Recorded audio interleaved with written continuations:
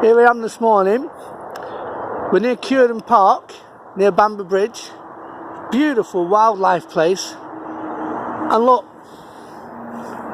absolute carnage. Look how beautiful that place is. And look, people throwing crap. It's all like vacuum cleaners and stuff. If you recognise this, then report them, because the scumbags who did it deserve a £1,000 fine.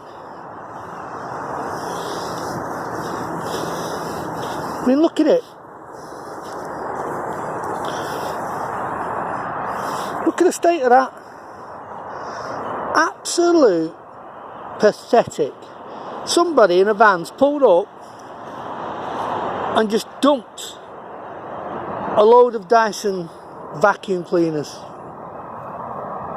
Personally, I think Dyson should pay for this to be cleaned up. Being such a great British company who've just moved out of the UK. Look at it. You know,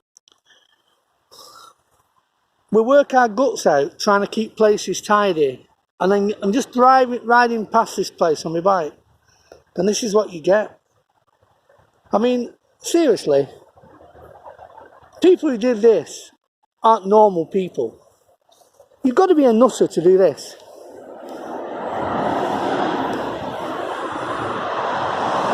Pathetic.